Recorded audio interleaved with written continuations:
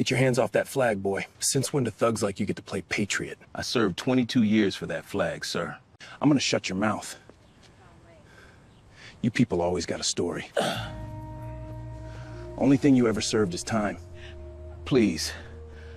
This is my mother's house. It's Memorial Day. Don't mean nothing when you look like a threat. Now stop talking. His mother collapsed against the porch railing, sobbing his name over and over. 6 neighbors stood frozen on their lawns. Not one person moved. And this cop had no idea.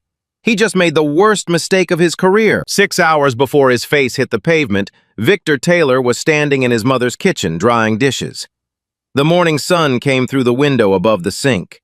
It caught the edge of a framed photograph on the wall. A young man in navy dress whites, standing straight, eyes forward. That was Victor. 20 years ago, fresh out of Bud/S training. The kind of photo a mother hangs and never takes down. Victor was 44 now. Retired Senior Chief Petty Officer, Navy SEAL Team 4. 22 years of service. 4 combat deployments. 2 in Afghanistan, 1 in Iraq, 1 he still couldn't talk about. He'd been out for 3 years. Back home in Ridgemont, Virginia, a quiet town with old oak trees and new strip malls.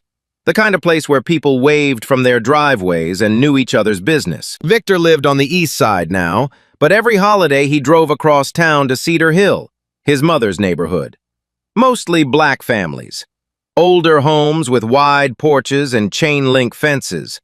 The kind of street where someone was always grilling something and kids rode bikes until the streetlights came on. He ran a small nonprofit called Still Standing, helped homeless veterans find transitional housing. The pay was nothing, the hours were everything, but Victor didn't do it for the money. He did it because he'd watched too many guys come home from war and end up sleeping under bridges. This morning, though, wasn't about work. It was Memorial Day, and Memorial Day at the Taylor house meant one thing: Miss Brenda's cookout. His mother, Brenda Taylor, was 71 years old, retired school aide, widowed since 2009 when Victor's father passed. She'd hosted the neighborhood Memorial Day cookout for 30 straight years. Never missed one. Not when her husband got sick, not when the church roof leaked, not when her knees started giving out. She sat in her favorite lawn chair on the front porch, directing traffic like a general. Potato salad goes on the left table. Ribs need another 20 minutes. Somebody move that cooler out of the walkway. The whole block smelled like charcoal and lighter fluid. Music drifted from a speaker in someone's backyard. 2 kids chased each other with water guns across the street. Elaine Crawford, the neighbor from across the road, mid-50s, always the first to show up, was setting up folding chairs on her own lawn. Her phone sat on the armrest beside her. She didn't know it yet, but that phone was about to change everything. Victor stepped out the front door holding a folded American flag. Crisp, triangular, the one his family flew every Memorial Day. His father started the tradition decades ago, and after he died, Victor took it over. Every year, same flag, same bracket on the porch post. He wore a plain navy t-shirt and cargo shorts. His dog tags hung under the shirt resting against his chest. He didn't wear them to make a statement. He wore them because taking them off still felt wrong. He crossed the lawn toward the porch post. The bracket was right where it always was. He unfolded the flag, held it up, and started threading the grommets through. 3 blocks south, a police cruiser turned onto Maple Avenue. Officer Dale Crenshaw sat behind the wheel. 38 years old, 11 years on the Ridgemont PD. Buzz cut. Oakley sunglasses pushed up on his forehead. The kind of cop who drove with one hand on the wheel and the other resting on his belt. He had 3 excessive force complaints in his file. All 3 closed internally. No discipline, no retraining. 2 of them involved black men during routine traffic stops. Crenshaw wasn't a screamer, he was worse. Cold, controlled. Every escalation wrapped in procedure. Officer safety, non-compliance, furtive movement. He believed the badge meant obedience, and when he didn't get it, he made sure people understood the cost. Today, he was working a holiday patrol shift. His partner rode shotgun, younger, quieter, the kind of officer who followed and said nothing. Dispatch had flagged a noise complaint 3 blocks from Cedar Hill. A Memorial Day party getting loud. Crenshaw took the call, not because he had to, because it gave him a reason to drive through a neighborhood he liked to keep an eye on. His cruiser rolled north, past the park, past the church, on to Victor's block. Crenshaw saw him from half a block away. A black man, standing on a front lawn, holding something in both hands. He slowed the cruiser, let it roll. The tires crunched gravel near the curb. He didn't hit the lights, didn't touch the siren, just parked. Sat there for a moment, watching through the windshield. Victor didn't notice at first. He was focused on the flag bracket. The screws were old and the grommets didn't line up the way they used to. He adjusted the fabric, pulled the bottom corner tight. Then he heard the car door. He turned. A police cruiser sat at the curb. An officer was walking across the lawn toward him.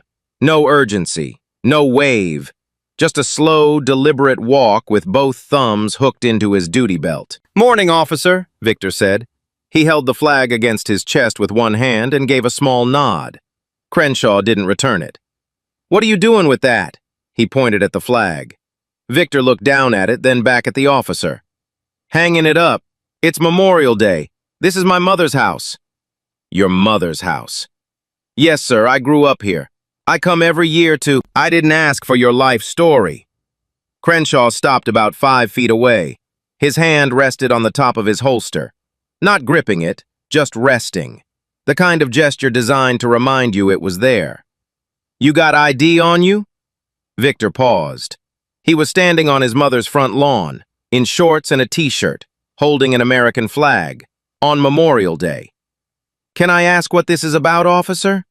"It's about me asking you a question and you answering it." "I'm not driving. I'm on private property. I didn't ask what you haven't done. I asked for ID. You got it or not?" Victor kept his voice even, steady, the way he'd been trained to stay calm when everything around him was falling apart. "My wallet's inside. I can go get it if—" "Don't move." Crenshaw's voice dropped half a register.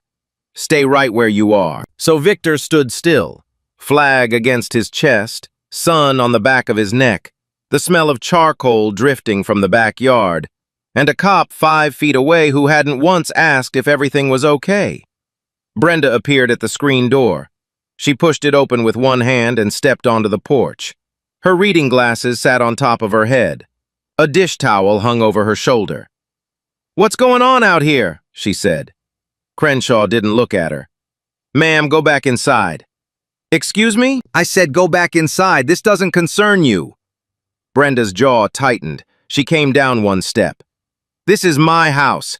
That's my son. It absolutely concerns me." Crenshaw still didn't look at her. He kept his eyes on Victor.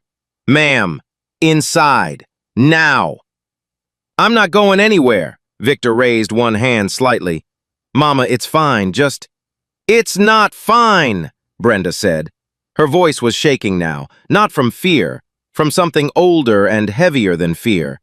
"It's not fine, Victor." Crenshaw's partner stood near the cruiser. He shifted his weight from one foot to the other.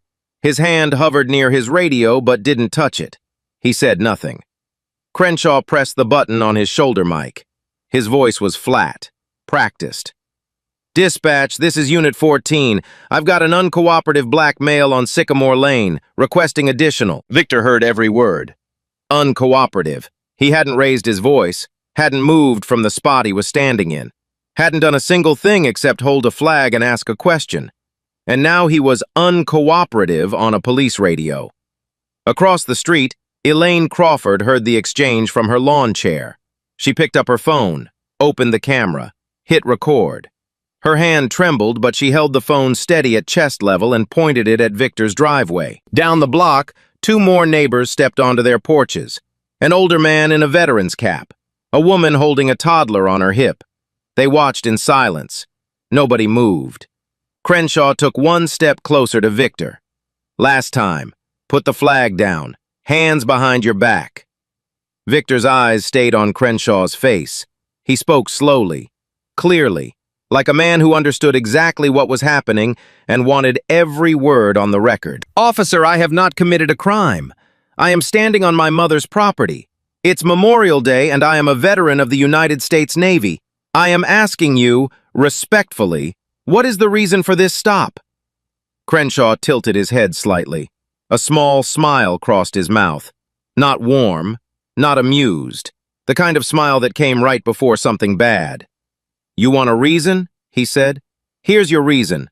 I gave you a lawful order. You didn't follow it. That's all I need. That's not... Put the flag down.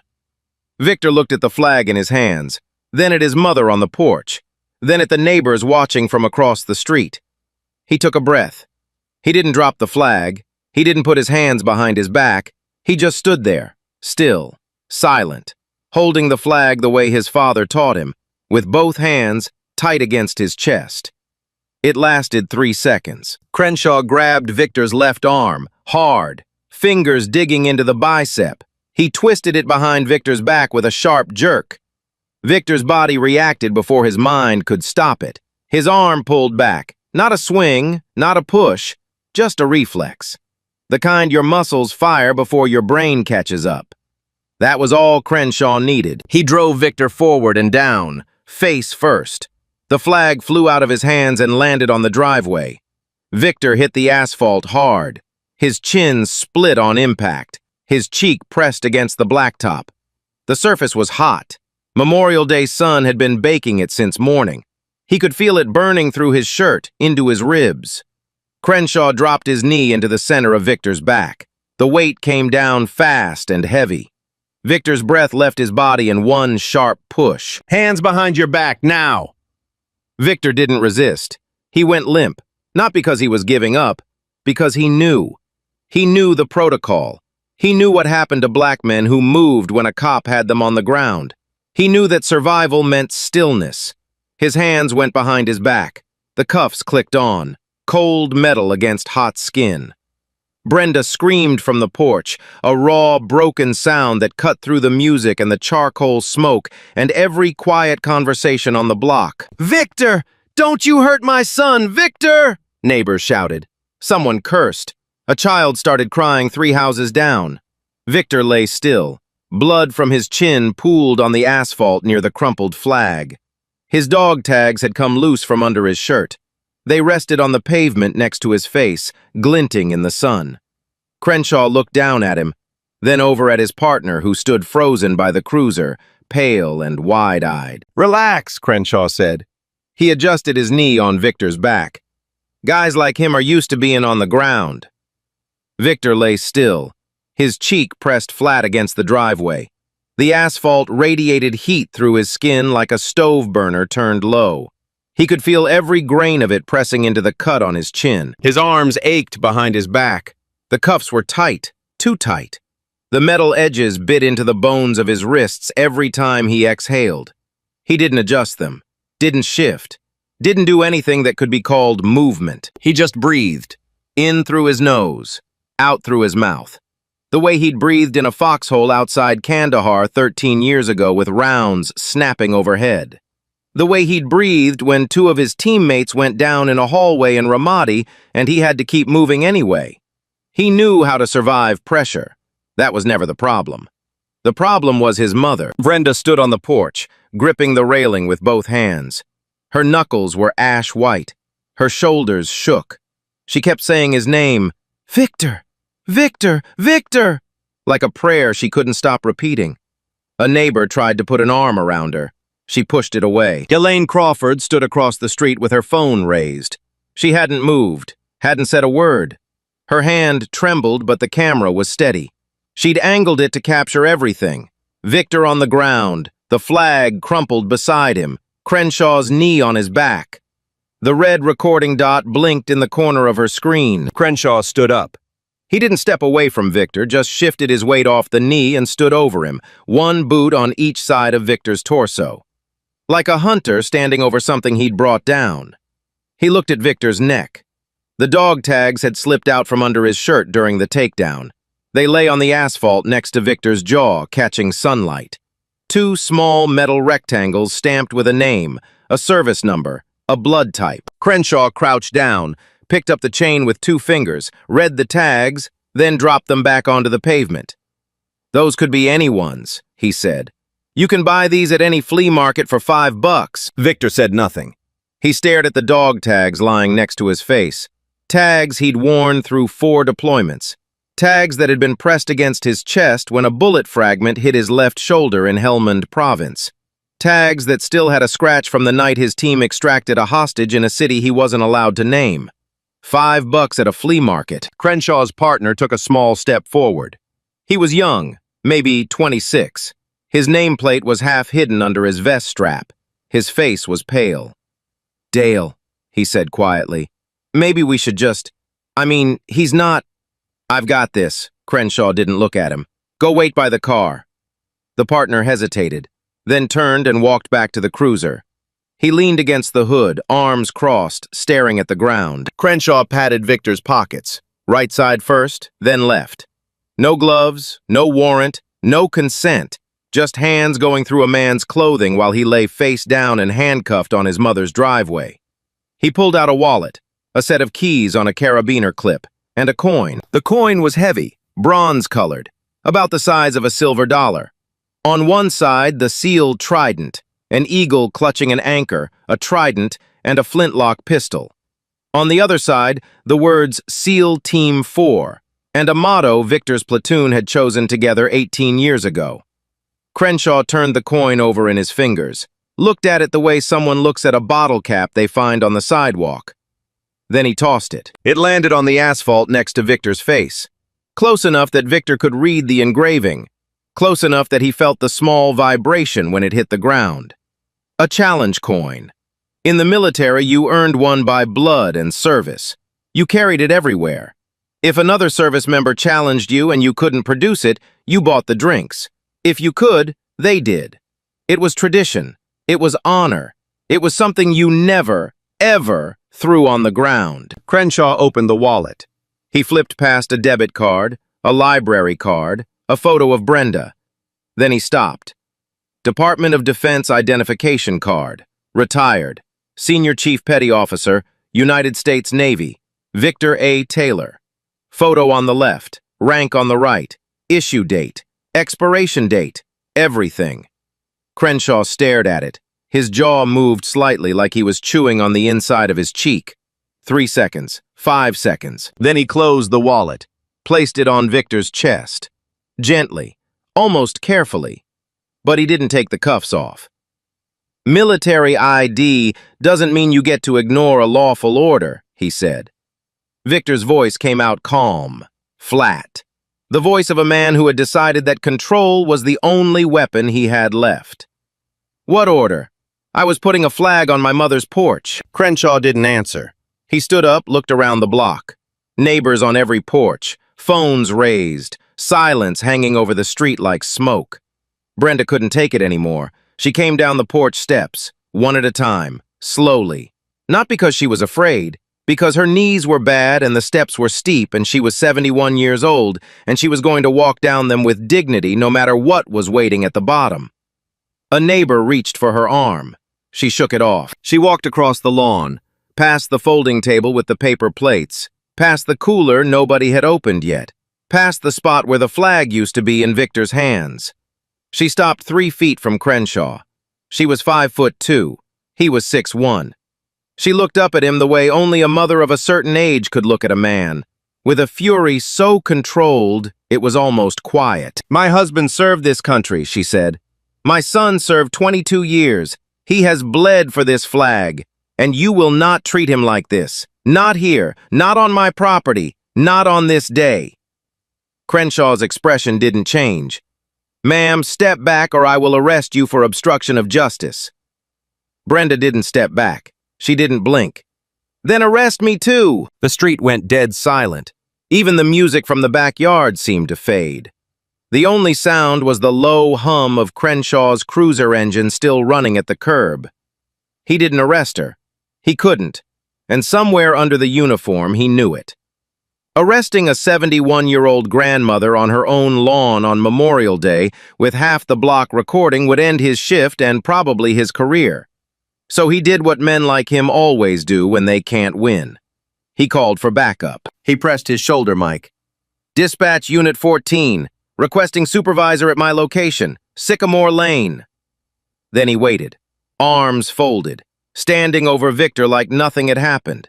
Like a man on the ground and a mother in tears and a flag in the dirt were all just part of the job. 14 minutes later, a second cruiser pulled up. No siren, just lights. Lieutenant Phil Hobson stepped out. 18 years on the force, gray at the temples. The kind of officer who still carried a pocket notebook and wrote things down by hand. He took 4 steps onto the lawn and stopped.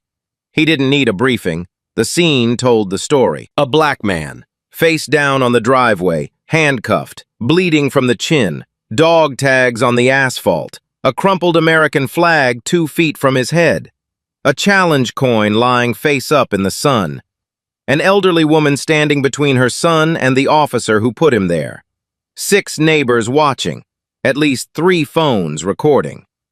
Hobson looked at Crenshaw, then at Victor, then back at Crenshaw. My office. Now. He said it low, barely above a whisper, but the tone carried the weight of a man who had seen enough. He pulled Crenshaw 10 feet away. The conversation was short and sharp. Hobson's voice stayed low, but his hands moved in tight, controlled gestures. The body language of a man holding back something much louder. There's no probable cause here, Dale. No dispatch call to this address. No crime. No warrant. No nothing. You're standing on a woman's property with her son in cuffs for hanging a flag. Crenshaw straightened. He was non-compliant. He made a furtive movement toward... He was holding a flag, Dale. Silence. Take the cuffs off. Now. Crenshaw didn't move for 3 full seconds. Then he walked back to Victor, knelt down, unlocked the cuffs, stood up, didn't offer a hand. Victor rose slowly. 1 knee first, then both feet. He stood upright and rolled his shoulders back. His wrists were red and raw. His chin was still bleeding. His shirt was streaked with grit and asphalt dust. He didn't look at Crenshaw, didn't speak to him, didn't give him a word or a glance or anything that could be twisted later into something it wasn't.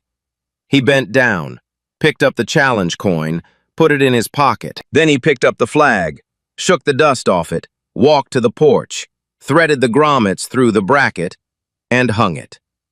Brenda watched from the bottom of the steps, tears running down her face, hands clasped in front of her chest. The flag caught a small breeze and straightened out. Crenshaw got in his cruiser. His partner was already inside, staring straight ahead. Neither of them said a word. The engine revved once, and the car pulled away from the curb. The block stayed silent for a long time after that. Elaine Crawford's hands were still shaking when she hit the upload button. She sat on her porch that evening, the cookout long over, the street quiet. The video was 4 minutes and 38 seconds long. She posted it with no filter, no edits, no music. Just a caption. This happened today. Memorial Day. Sycamore Lane. A veteran. On his mother's lawn. By midnight, it had 60,000 views. By morning, it had 400,000. By Tuesday evening, 48 hours after Victor's face hit the asphalt, the video had crossed 2 million, and it was still climbing. The clip played on every major cable network. CNN ran it in a split screen next to footage from Memorial Day ceremonies at Arlington. Fox covered it with a panel debate. MSNBC looped the moment Crenshaw threw the challenge coin onto the ground next to Victor's face.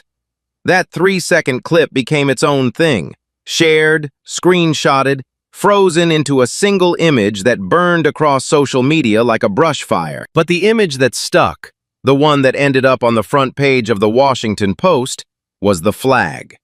The American flag lying crumpled on the hot asphalt next to a bleeding man's cheek. That photograph became the symbol. People shared it with one word: memorial. Ridgemont PD released a statement that Tuesday afternoon. 3 sentences. We are aware of the video circulating on social media. The department takes all complaints seriously. An internal review is underway. It satisfied no one. The county DA moved faster than anyone expected. By Thursday, a grand jury had been convened. By the following Monday, formal charges were filed against Officer Dale Crenshaw. Assault under color of authority. Deprivation of civil rights under 18 U.S.C. Section 242. Unlawful detention. Unlawful search. 4 federal counts, each one carrying prison time. Crenshaw was suspended without pay the same afternoon. His badge and service weapon were collected at the precinct. He walked out the back door to avoid the cameras. Someone got a photo anyway. It ran everywhere. A trial date was set for January, and 300 miles south in Virginia Beach, a phone rang in a house with a Navy flag hanging out front. Commander Nate Aldridge, retired, picked up on the second ring. He listened for 90 seconds. Then he said 2 words. "I'm in." Over the next week, Aldridge made 11 more calls. Every one of them answered. Every one of them said the same thing. Dwight Ellis, former sergeant, now a contractor in North Carolina, drove to Virginia Beach that weekend. He and Aldridge sat at a kitchen table covered in legal pads and printed copies of the court docket. They didn't write press releases, didn't contact media, didn't record a single video. They planned, quietly, the way they'd always done everything. Aldridge contacted attorney Russell Grant, Victor's civil rights lawyer, and submitted his name as a witness for the prosecution. The filing was approved within a week. No one outside the legal team knew what was coming. The plan was simple. 12 men, SEAL Team 4. Every one of them had served alongside Victor Taylor, some for 5 years, some for 15. One, Ellis, for the full 22. They would attend the trial, in full dress uniform, service dress blues and whites, every medal, every ribbon, every trident pin polished until it caught the light from across a room. They would sit in the front row behind Victor, and when the prosecution called Aldridge to the stand, the courtroom would learn, in detail, under oath, on the record, exactly who Dale Crenshaw had thrown face first onto the asphalt on Memorial Day morning. Not a thug, not a threat, not an uncooperative black male. A senior chief petty officer, a combat veteran with a Bronze Star with valor and a Purple Heart. A man who had bled for his country more times than most people would ever know. And the 12 men sitting behind him were there to make sure nobody in that courtroom could look away. The courtroom was packed, every seat taken. A line of people stretched down the hallway outside hoping for standing room. 2 sketch artists sat in the front corner. A row of cameras lined the back wall. Darla Hutchins, the local reporter who'd covered the story from day one, sat in the second row with a notebook already half full. Victor arrived in a dark navy suit, white shirt, no tie. His mother walked beside him, one hand on his arm. She wore her Sunday dress, the deep burgundy one she saved for occasions that mattered. Her chin was up, her eyes were dry. They took their seats behind the prosecution table. Brenda folded her hands in her lap and didn't move. Then the doors opened again. 12 men walked in, single file, silent, dress blues and dress whites pressed to perfection. Medals lined across every chest, trident pins, the gold insignia of the Navy SEALs, gleaming above their left breast pockets. Their shoes clicked on the marble floor in unison. No one spoke. No one needed to.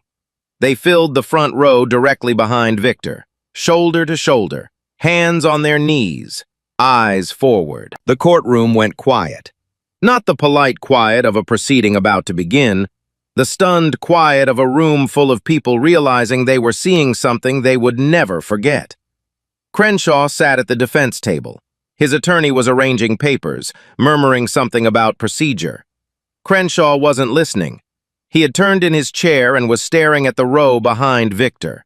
12 men in full military dress, 12 sets of medals, 12 trident pins. His face didn't crumble, it just emptied, like a man watching the last door close. The trial began. Crenshaw's attorney opened with the standard playbook: officer safety, split-second decision-making, a subject who failed to comply with a lawful order.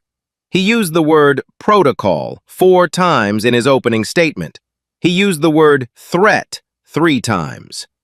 Then the prosecution stood up, and the playbook stopped working. They played Elaine's video first. All 4 minutes and 38 seconds. No edits, No narration, just the raw footage. Victor holding the flag, Crenshaw approaching. The conversation, the demand, the grab, the takedown, the knee, the cuffs, Brenda screaming, the flag on the ground, and the line. Crystal clear on the recording. Guys like him are used to being on the ground. A woman in the jury pressed her hand over her mouth. Then they played the body cam. Crenshaw's own camera. It showed what the phone video missed. The radio call. Crenshaw's voice, calm and practiced. I've got an uncooperative black male on Sycamore Lane. The timestamp proved it was transmitted before any confrontation escalated, before Victor refused anything, before a single order was given. He had called Victor uncooperative before there was anything to cooperate with. Lieutenant Hobson took the stand next. He was brief and precise. No probable cause. No dispatch call to that address. No legal basis for the stop, the search, or the arrest. He confirmed that he ordered Crenshaw to remove the handcuffs because, in his professional judgment, no crime had been committed and no crime was in progress. The prosecution asked one final question. In your 18 years of law enforcement, have you ever seen an officer conduct a stop with this little justification? Hobson paused. No, he said, I have not. Then Victor took the stand. He spoke the way he always spoke, calm, measured, quiet. He described the morning, the flag, his mother's cookout, the officer who appeared on the lawn without explanation, the questions that had no good answers, the cuffs, the asphalt, the heat through his shirt. He described the challenge coin, the one Crenshaw pulled from his pocket and tossed onto the ground next to his face. He described what that coin meant, where he earned it, who gave it to him, what it represented to every man and woman who carried one. He described lying on his mother's driveway, hearing her scream his name, bleeding onto the same pavement where he'd learned to ride a bike. Then he said, I spent 22 years defending this country so people could be free. I never expected to be treated like a prisoner on my mother's front lawn. He didn't raise his voice. He didn't cry. He didn't need to. Half the jury was already in tears. Crenshaw took the stand in a gray suit that didn't fit right across the shoulders. His attorney walked him through the basics. Years of service, commendations, training certifications. He spoke in a clipped, rehearsed tone. Every answer sounded like it had been practiced in a conference room. His attorney framed the narrative carefully. A diligent officer, a holiday patrol shift, a dispatch note about a disturbance, a man who failed to comply with a standard identification request. Then Attorney Russell Grant stood up for the cross-examination. He was tall, unhurried, and carried a single manila folder. Officer Crenshaw, the dispatch note you referenced, what address was it for? Crenshaw shifted. It was a general noise complaint in the Cedar Hill area. The Cedar Hill area, but specifically, the complaint came from a residence on Birch Street, correct? I believe so. And Mr. Taylor's mother lives on Sycamore Lane, 3 blocks north. The area was 3 blocks, officer. Yes or no? Yes. So there was no dispatch call to the address where you made the stop. Silence. Then, no. Grant opened the folder. When you searched Mr. Taylor's pockets, you found a Department of Defense military ID, correct? Correct. You saw his name, his photograph, his rank, Senior Chief Petty Officer, United States Navy, retired. I saw it. And after seeing that ID, a federal identification card issued by the Department of Defense, you chose not to release him. He had already been non-compliant with... You also found a challenge coin from SEAL Team 4 in his pocket, and you threw it on the ground, next to his face. Crenshaw's mouth opened, closed. His eyes darted toward his attorney, who didn't look up. I didn't throw it. It slipped. It slipped. Grant paused long enough for the word to hang in the air like smoke. Officer, can you explain why, after confirming Mr. Taylor's identity as a retired Navy SEAL, you kept him handcuffed face down on the pavement? Crenshaw sat up straighter. I followed my training. Your training? Grant took one step closer.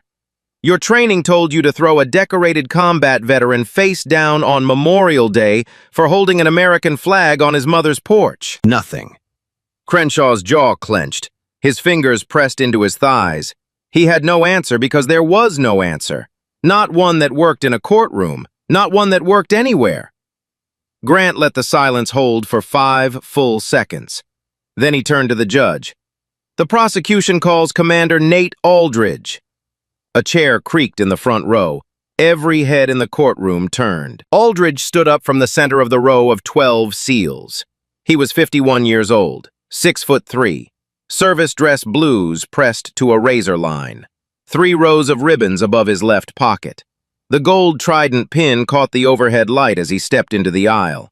He walked to the witness stand with the posture of a man who had commanded men in rooms far more dangerous than this one. He placed his hand on the Bible, swore his oath, sat down. The courtroom was so quiet you could hear the sketch artist's pencil moving across paper. Grant began simply. Commander Aldridge, how do you know Victor Taylor? I was his platoon commander, SEAL Team 4. I served alongside him for 14 years. Can you describe Mr. Taylor's service record for the court? Aldridge turned slightly toward the jury, not performing, just making sure they heard every word. Senior Chief Petty Officer Victor Taylor served 22 years in the United States Navy. He completed 4 combat deployments, 2 in Afghanistan, 1 in Iraq, and 1 that remains classified. He was awarded the Bronze Star with Valor for actions under enemy fire in Helmand Province. He received the Purple Heart after sustaining shrapnel wounds during a compound breach. He was wounded a second time during an extraction operation I am not authorized to discuss in detail. He paused. After his retirement, he founded a non-profit organization called Still Standing to assist homeless veterans with transitional housing. He did this on his own time, with his own resources, in the same community where he grew up. Grant nodded. Commander, are you familiar with the other men seated in the front row behind Mr. Taylor today? I am. Would you introduce them to the court? Aldridge turned toward the row. 12 men in dress uniforms. 12 men who had answered the phone when he called. Sergeant Dwight Ellis, Aldridge said. Ellis stood, straight-backed, hands at his sides. Sergeant Dwight Ellis, SEAL Team 4, 22 years. I served every one of them with Victor Taylor. He sat down. Petty Officer First Class Adam Moore. Moore stood. Petty Officer First Class Adam Moore, SEAL Team 4, 16 years, 3 deployments with Senior Chief Taylor. One by one, Aldridge called their names. One by one, they stood. Each man stated his name, rank, years of service, and time served alongside Victor. Some had 6 years, some had 12. One, a quiet man at the end of the row with a silver star on his chest, had 8. 12 men. 12 introductions. 12 times the courtroom held its breath. Nobody coughed. Nobody shifted in their seats. The only sound between each introduction was the scratch of the court reporter's keys. When the last man sat down, Aldridge turned back to the jury. This is the man Officer Crenshaw threw face down on his mother's driveway. A man who has bled for this country more times than that officer ever suited up for a shift. And every man behind me would say the same thing. Victor Taylor is the finest sailor we ever served with. At the defense table, Crenshaw's face had gone white. Not red, not flushed, white. The color of a man who was watching the ground disappear beneath him and finally understood there was nothing left to grab. The jury deliberated for 2 hours and 41 minutes. Guilty. All 4 counts. Assault under color of authority. Deprivation of civil rights, unlawful detention, unlawful search. Judge Patricia Whitmore delivered the sentence without hesitation. 4 years in federal prison. Permanent decertification. Dale Crenshaw would never wear a badge again. Not in Virginia. Not in any state. Her statement was measured but sharp. She noted the date of the incident, the flag, the uniform. She said that a badge carried an oath, and that oath demanded a standard higher than the one Officer Crenshaw had demonstrated. She said the court would not look away from what happened on Sycamore Lane, and neither should the public. Crenshaw was escorted out through a side door. He didn't look back. Within 48 hours, Chief Daniel Forsyth held a press conference on the steps of Ridgemont City Hall. He announced a full internal affairs review of every excessive force complaint filed against the department in the past decade. Crenshaw's 3 prior complaints, each one closed without discipline, were officially reopened.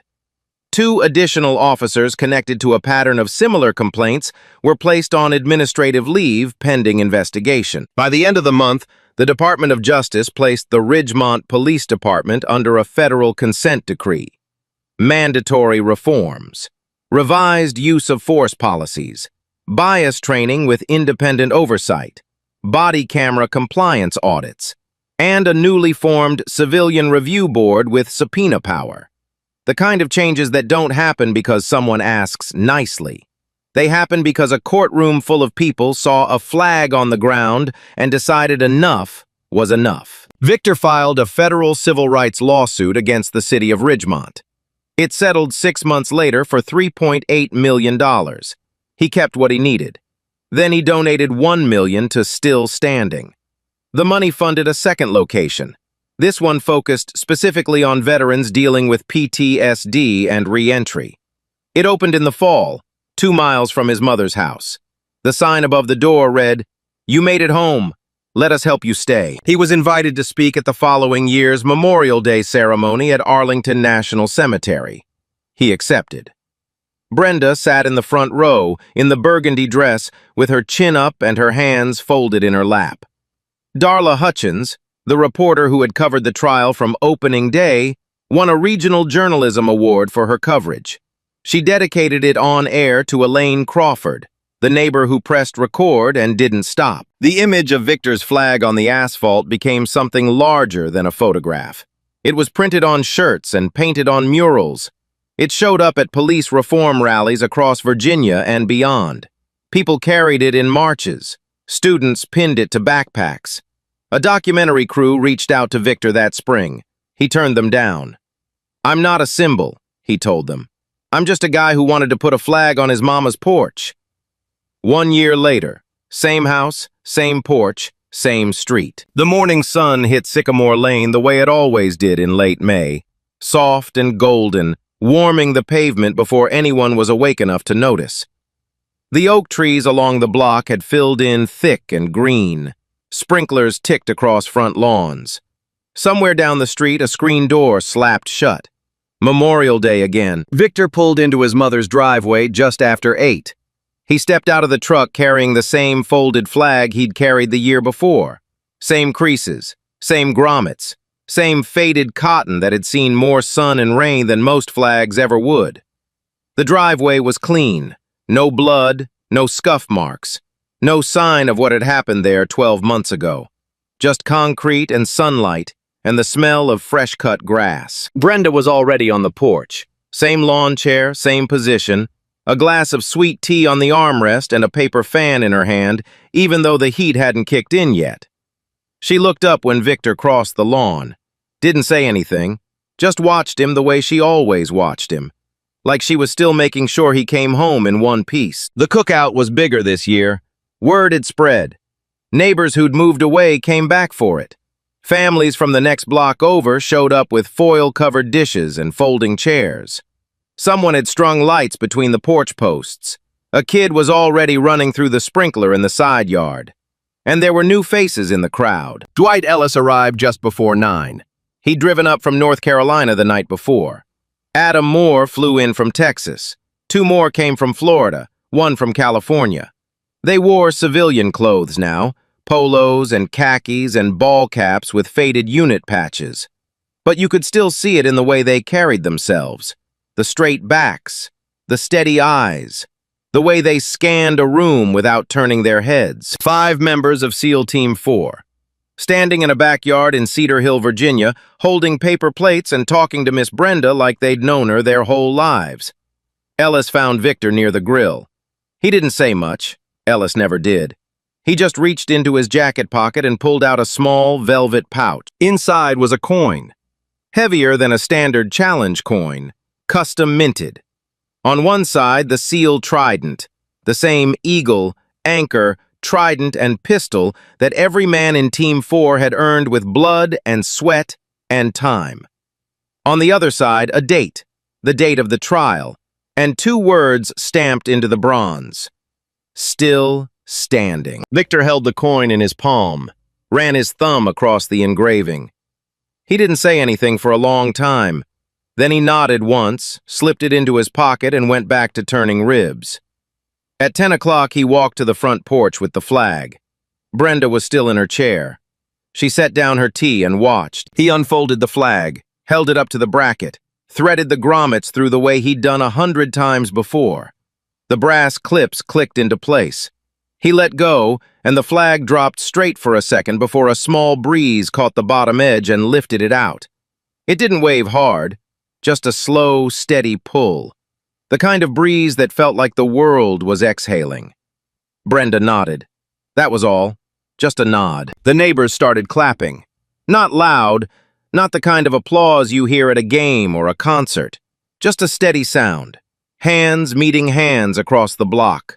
Slow and even. Respectful.